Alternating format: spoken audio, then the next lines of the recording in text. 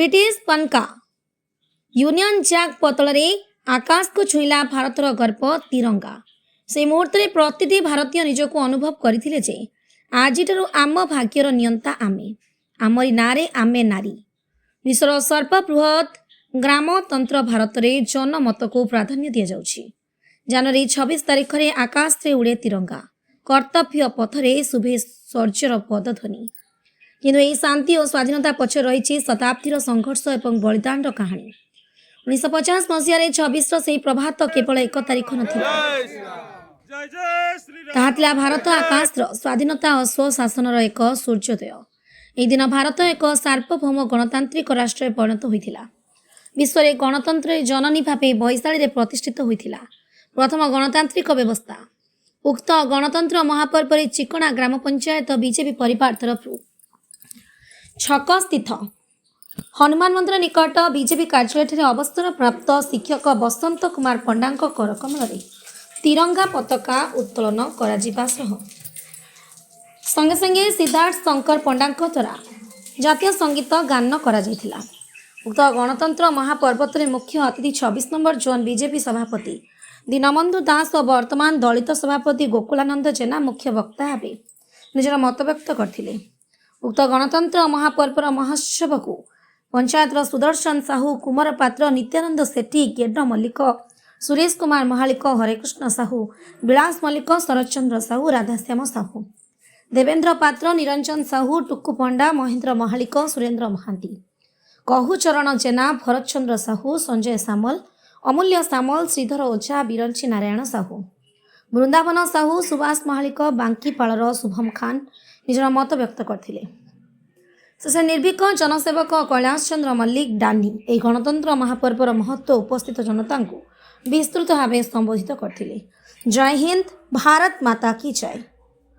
सका आज कहीं भिड़ जमी चिकणा छक जेना विंजापुर 26 मंडल दलित सभापति आज भारत वर्ष 1947 मसीह भारत स्वाधीनता है 1950 मसीह स्वतंत्र भाव में सार्वभौम राष्ट्र भाव में 1950 मसीहा जानुरी 26 एटा लिपिबद्ध होता आईन प्रणयन भाव लिपिबद्ध होता से दिन ठारू आम भारत में आरंभ होता ये गणतंत्र दिवस।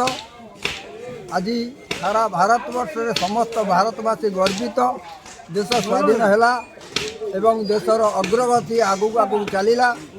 आज आम से तिरंगा पताका तले समस्त बीजेपी परिवार एकजुट होती विंजापुर ब्लॉक निकटस्थ चिकणा ग्राम पंचायत रे आमको निमंत्रित होता। आम समस्ते एकजुट हो पताका उत्तोलन करूँ भारतीय बोली निजको गर्वित होती। आज यही महान पर्व दिवस रे सारा भारत वर्ष में तिरंगा पताका जातीय पताका उड़ुची एवं आमर यशस्वी प्रधानमंत्री श्रीयुक्त नरेंद्र मोदी भाई आज लाल किला रे पताका उत्तोलन करने संगे संगे भारतीय मानक समस्त मुझे निजर ऐक्य एवं विंजापुर नेत्री श्रीमती बबीता मल्लिक से आज सिंहपुर पताका उत्तोलन आरंभ कर आम विंजापुर अंचल प्राय से हाँ सबु पंचायत से परिभ्रमण करम तांकरी अनुप्राणी हाँ विभिन्न पंचायत में आम पताका उत्तोलन संगे संगे बैठक आरंभ करूँ। मोर वक्तव्य नाटा कहे कहीं आसते आज मो ना कैलाश चंद्र मल्लिक चिकणा ग्राम पंचायत बीजेपी परिवार एक सदस्य।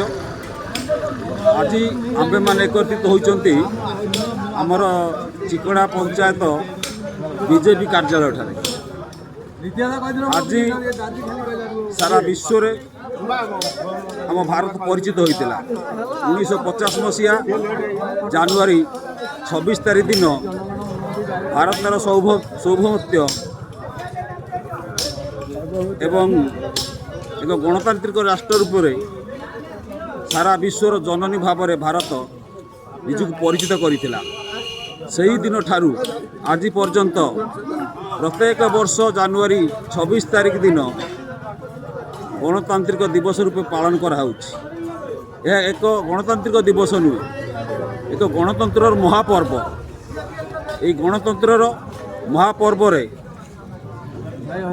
ସାରା ବିଶ୍ୱକୁ ଏକ ବାର୍ତ୍ତା ଦିଆଯାଉଛି। ଭାରତ ଭଳି ଏକ ମହାନ ଗଣତାନ୍ତ୍ରିକ ଦେଶ ନିଜର ସର୍ବଧର୍ମ ଭାବରେ ପରିଚିତ। ଏତିକି କହି ମୁଁ ଚିକଣା ପଞ୍ଚାୟତରେ ଆମ ଚିକଣା ବିଜେପି ପରିବାର ତରଫରୁ ଆମେ ସମସ୍ତେ ଆଜି ଏକତ୍ରିତ ହୋଇଥିଲୁ। ଏହି ଗଣତନ୍ତ୍ର ମହାପର୍ବରେ ନିଜକୁ ସାମିଲ କରି ଆମେ ନିଜକୁ ଭାରତୀୟ ବୋଲି ଗର୍ବ ଅନୁଭବ କରୁଛୁ। ଏତିକି କହି ମୁଁ ରହୁଛି। ମୋ ନାଁ ସୁଦର୍ଶନ ସାହୁ। ଏଠିକି ସକାଳୁ ଏତେ ଜଲ୍ଦି କାହିଁକି ଆସିଥିଲେ ଏଠିକି ଚିକଣା? ଆଜି ଜନରାଜ ଦିବସ ଜାନୁଆରୀ 26, 1950 ମସିହାରେ ଯେଉଁ ଆମର ଜନରାଜ ଗଣତନ୍ତ୍ର ଦିବସ ପାଳନ ପ୍ରଥମେ ଆଇନ ପ୍ରଣୟନ ହୋଇଥିଲା। ସେଇଦିନ ଠାରୁ ଆମେ ଜନରାଜ ଦିବସ ବା ଗଣତନ୍ତ୍ର ଦିବସ ଭାବରେ ପାଳନ କରୁ। 1950 ମସିହାରୁ ଏହା 77ତମ ଜନରାଜ ଦିବସ ରୂପେ ଆଜି ପାଳନ ହେଉଛି। ସେଇଥିପାଇଁ ଆମେ ଭାରତୀୟ, ଆମେ ଯେ ବିଜେପି ପରିବାର ଚିକଣା ପଞ୍ଚାୟତର ଭାରତୀୟ ଜନତା ପାର୍ଟି ତରଫରୁ ପରିବାର ତରଫରୁ ଆମେ ଆଜି ଗଣତନ୍ତ୍ର ଦିବସ ପାଳନ କରି ସ୍ୱାଧୀନତା ପତାକା ଉତ୍ତୋଳନ କରୁଛୁ। এই পতাকা উত্তোলনে ଆମ ପରିବାର ସବୁ ବିଜେପି ପରିବାରର ସମସ୍ତେ ଏକତ୍ରିତ ହୋଇ ଆଜି ଆନନ୍ଦ ଉଲ୍ଲାସରେ ସର୍ବାମ ଭାରତ ମାତା ଜୟଗାନ କରୁଛୁ। ଭାରତ ମାତାର ଜୟଗାନ କରୁଛୁ। ପଞ୍ଚାୟତର ଆମର ସବୁ ପ୍ରଭାରୀ, ଯେ ଆମର ପଞ୍ଚାୟତର ପ୍ରଭାରୀ, ପଞ୍ଚାୟତର ପୂର୍ବତନ ପ୍ରେସିଡେଣ୍ଟ ଦୀନବନ୍ଧୁ ଭାଇ ଆଉ ଆମର ଗୋକୁଳି ବାବୁ ପ୍ରଭାରୀ ସେମାନେ ଉପସ୍ଥିତ ଥିଲେ। ଆଉ ଆମର ପରିବାର ତରଫରୁ ଚିକଣା ପଞ୍ଚାୟତ ତରଫରୁ ଆନନ୍ଦ ଉଲ୍ଲାସରେ ଆମେମାନେ ପାଳନ କରୁ। ମୁଁ ଏତିକି କହି ବକ୍ତବ୍ୟ ବନ୍ଦ। କାହିଁକି ଆସିଥିଲେ? ଦୀନବନ୍ଧୁ ଦାସ ଆଜି 77ତମ ଗଣତନ୍ତ୍ର ଦିବସ ଅବସରରେ ଆଜି ଆମେ ଚିକଣା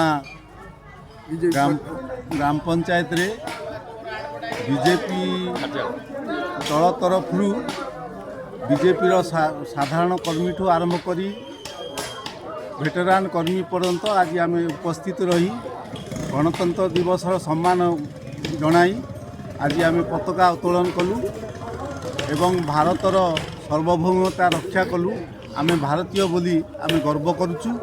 ଏଣୁକରି ଏଭଳି ଆଜି ଭାରତ ବର୍ଷରେ କୋଣ ଅନୁକୋଣରେ ଏ କାର୍ଯ୍ୟକ୍ରମ ସମସ୍ତେ ପ୍ରାୟ ଭାରତୀୟ ତାଙ୍କର ଏହି ପତାକା ଉତ୍ତୋଳନ କରି ପତାକା ତଳେ ରହି ସମସ୍ତେ ଯେତେକ ଆମର ଜାତି ବର୍ଗ ନିର୍ବିଶେଷରେ ଆମେ ଭାରତୀୟ ଏକ। ଏଣୁକରି ଏ ବାର୍ତ୍ତା ଆମେ ପୃଥିବୀ ସବୁ ପୃଷ୍ଠକୁ ଆମେ ଜଣେଇଲୁ ଯେ ଆଜି ଦିନରେ ଆମେ ଭାରତୀୟ ବୋଲି ନିଜକୁ ଗର୍ବ ଅନୁଭବ କରୁଛୁ। ଏଣୁକରି ଏଇ ଭାରତ ମାତା କି ଜୟ ଏବଂ ଆର ଆଉ ମୁଁ ଏହା କହି ମୋର ବକ୍ତବ୍ୟ ଶେଷ କରୁଛି। ସରୋଜ କୁମାର ଧଳଙ୍କ ରିପୋର୍ଟ, ପ୍ରମେୟ ଟିଭି।